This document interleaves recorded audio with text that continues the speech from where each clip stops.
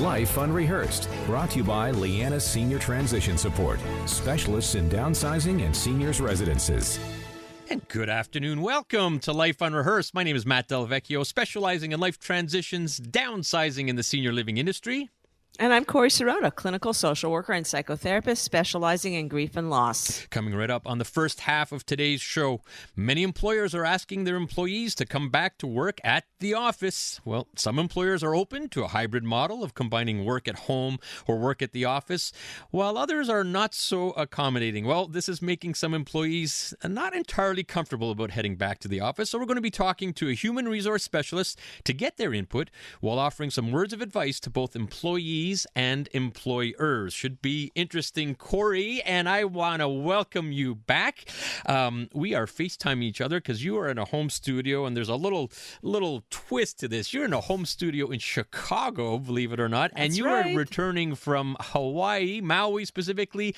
And before everyone says, you were actually working, from what I understand, for West Coast Connections for 3 weeks, weren't you?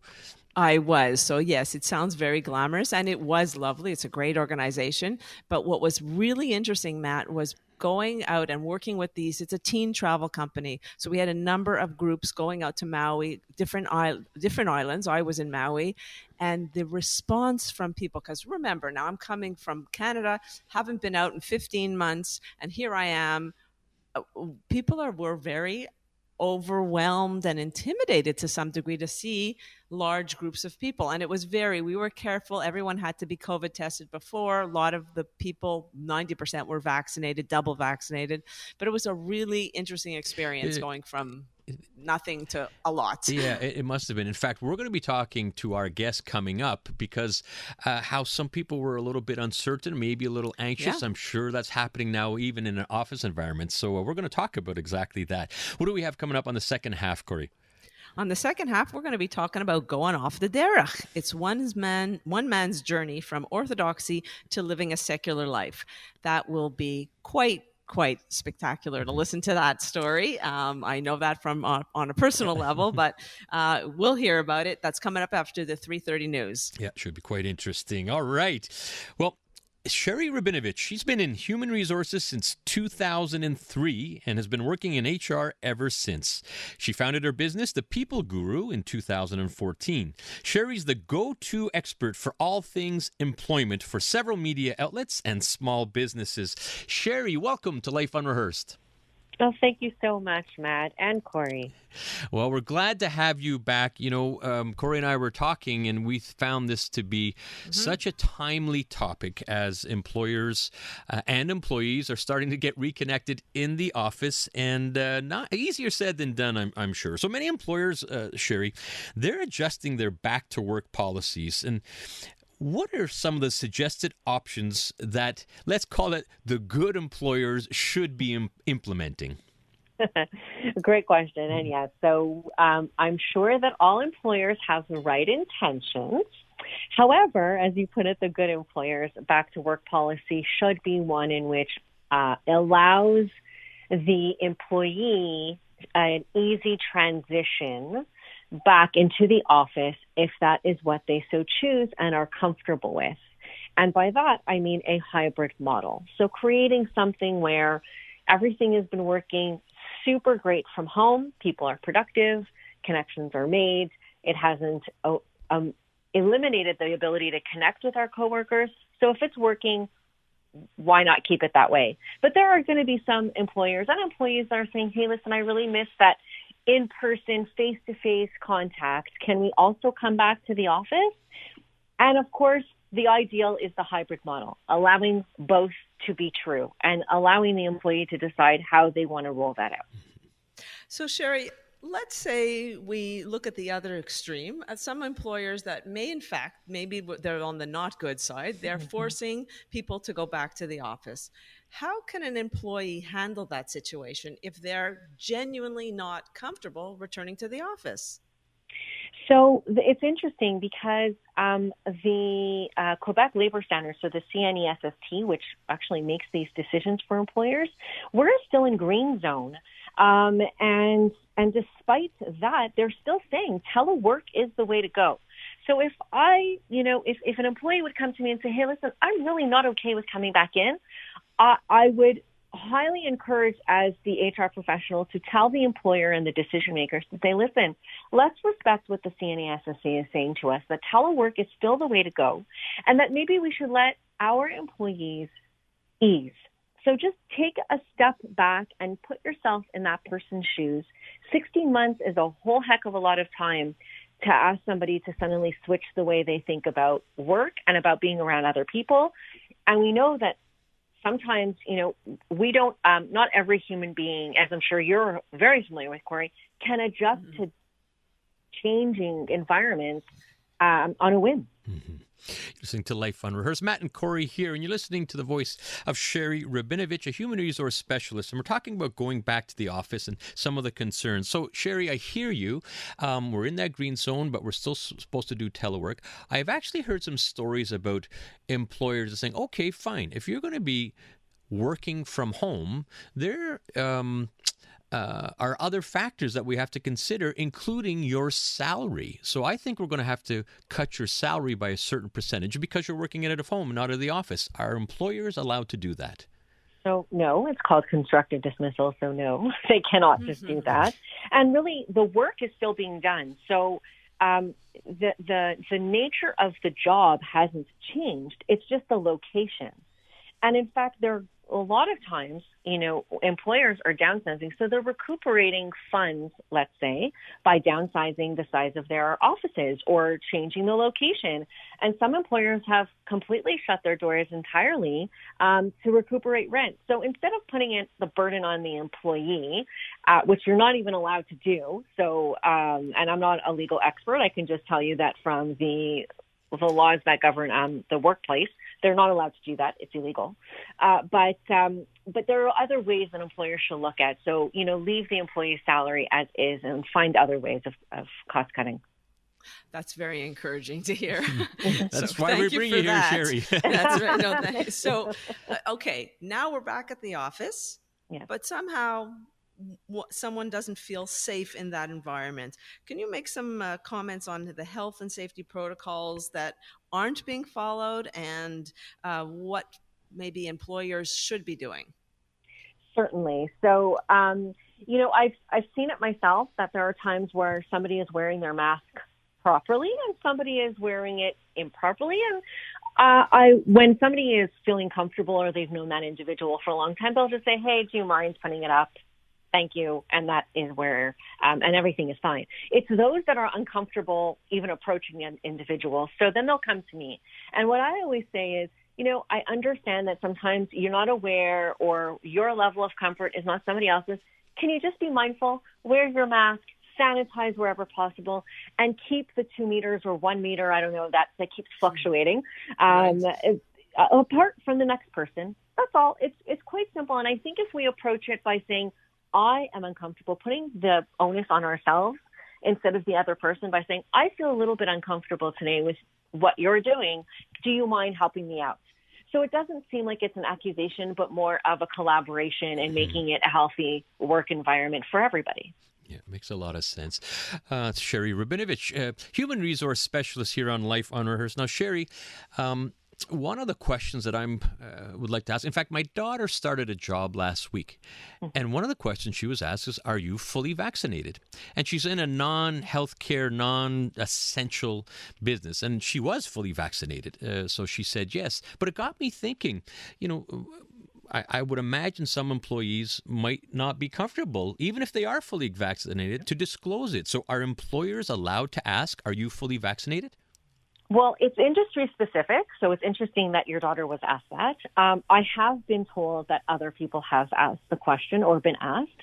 As a people and culture director myself for a business, what I have said is I've been volunteering that information. So after my first dose, after my second dose, saying, hey, everybody, I'm fully vaccinated, to make it encouraging rather than so that somebody can, so if the question comes up, whether it's from myself or their colleagues, they're not feeling put off by it. Again, it's just trying to be mindful of how the other person's going to react.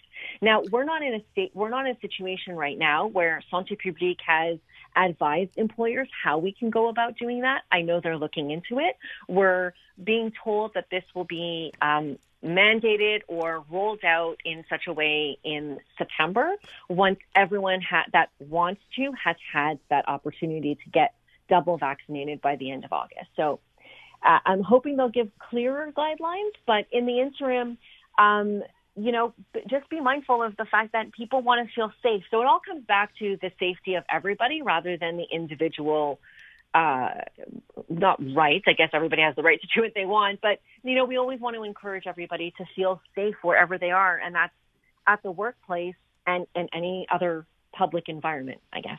Yeah, no, it makes sense what you're saying, Sherri, and it's one of these social norms which we're going to be discussing after our traffic update. We're going to be talking about that because dynamics in general in society are changing. But one of the things we want to bring up, Sherri, is there are a lot of employees that are feeling nervous and anxious about going back to the office. In fact, it's a huge issue right now. It's real. And so we want to get some recommendations from you for employees that are dealing with this anxiety. Life Unrehearsed, brought to you by Fleur-Lee Senior Residences. Always there for you. Safe, reassuring, and comforting. We call it home. And welcome back to Life Unrehearsed. I'm Corrie Sirota, along with my co-host, Matt Del Vecchio, and we are talking to the people guru, Sherri Rabinovitch, who's really an expert in human relations and employees. And we're talking about going back to work now that people are more vaccinated, now that businesses are opening up, and really quite certain that there's going to be a lot of reaction to that. So Sherri's been helping us out, and I really appreciate you being with us today, Sherri. So let's go back to what we talked about before traffic. There's no question that employees are going to feel nervous and anxious about going back to the office. I think it's going to be a huge issue. Yeah. So what would be the recommendations that you would make for employees that are feeling this anxiety? So it's a really great question, and I'm really glad that we're discussing it today because I think it's the thing that everybody isn't discussing, because as soon as we talk about anxiety, people think that it's related to some kind of disorder that people have, and it's not. It's general anxiety that people have to go back into society, back into human contact with people outside of our bubble. We've been conditioned that we have to stay within our bubble for 16 months, and now we're told, well, guess what? You don't have to anymore. And so I think we need to have that at top of mind when we're speaking to our employees. So I would really encourage employers to, especially human resources departments and directors, to say, if an employee has any issue with this about returning to work, they should feel comfortable and know that it's okay, and they can speak up to that person in confidence and express their concerns. And then I would also ask them to either refer them to an anxiety specialist so that they can walk through with a professional how they can get over those steps. And it's really, you see it in so many. I see it in so many different ways. Whether it's people backing up from each other, whether they're 2 meters or farther, they're nervous.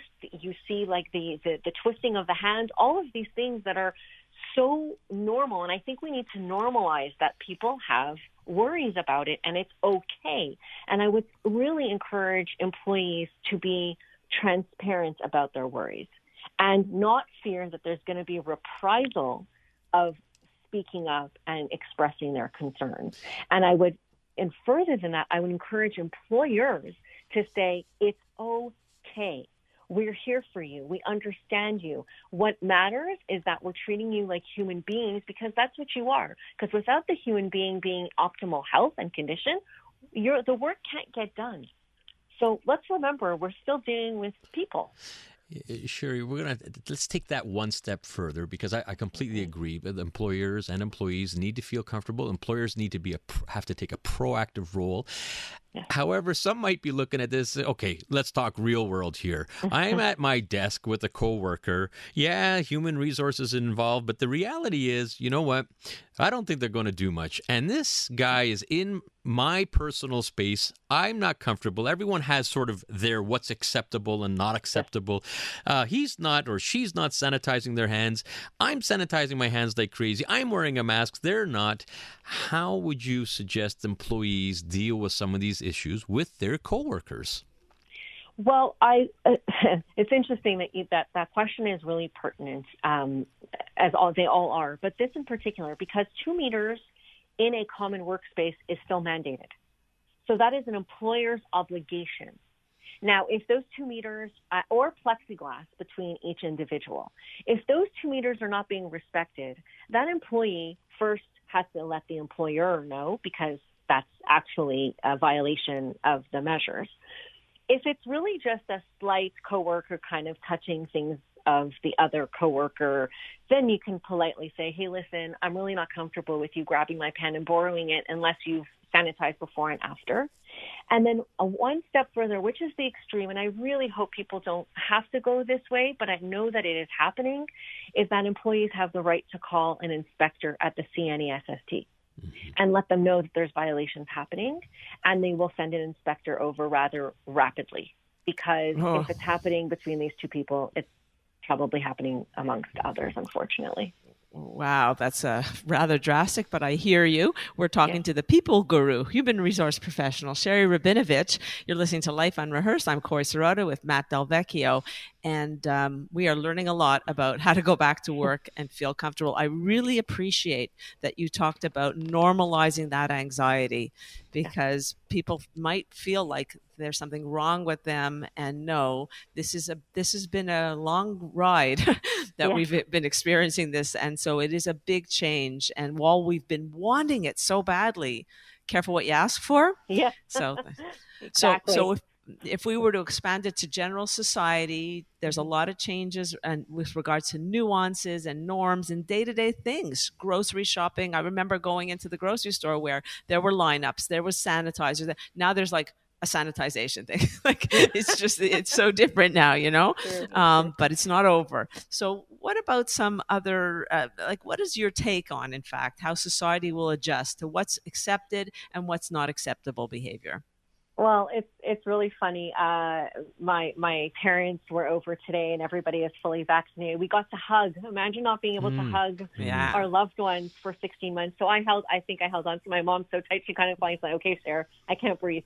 And she saw, which is a wonderful thing. I'm like, that's fine. And she saw my son, so that became normal. But there was still a bit of hesitation. Now, of course, you're not going to run up to your coworker or somebody in the street you haven't seen in a long time. At least I hope not. And just give them a big hug. But what I have seen, and I've really enjoyed it, is, you know, an elbow bump, a fist bump, a way to go, a high five. We're having a bit of contact, but still respecting boundaries. And what I really have enjoyed is that somebody has asked, is it okay if I give you a high five?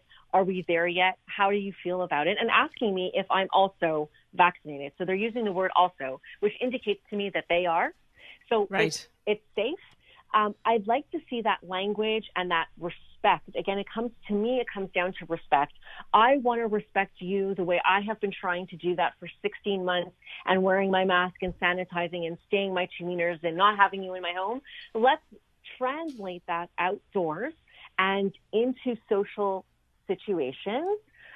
Maybe not to some extremes as we have to our friends to the south, as I'm sure you can speak to, Corrie. Maybe not, 100,000 people in a small space, but if we're together or we're having a social gathering with our colleagues, it's okay to, again, fist bump or at least say, hey, it's been such a long time. I haven't seen you face to face.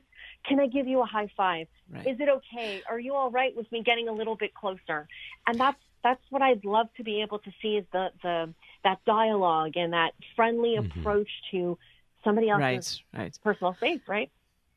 So I read a really interesting article called Double Invincibility, written by my co-host, Matt Delvecchio. Can you speak to that, Matt? As I'm listening to you, Sherri, it's funny, Corrie, I was thinking of exactly the same thing. Just in the Suburban, it was just published, called Double Dose Invincibility, and talk about respecting boundaries. And I just give a quick little story about I was at an outdoor gathering, and an old colleague of mine, obviously in his 60s, obviously double dose, fully vaccinated, he came up to me, shook my hand, gave me the biggest bear hug. Hey, buddy, it's been so long. And I was like a bit stunned. I said, wait a minute, I haven't even hugged my mom and dad yet, and this guy's giving me the biggest bear hug. So I think we do need to respect those boundaries, but it's nice to see, the enthusiasm, but we gotta be careful. So double dose invincibility. Anyhow, Sherri, we are already out of time. We want to thank you so much. Great information. We appreciate you coming on the show. We're going to have you back. So thank you. Absolutely. Thank you both so much. And Thanks, travel safe, Corrie. Thank you. All right. That's human resource expert and owner of the People Guru, Sherri Rabinovitch. Corrie, what do we have coming up on the second half?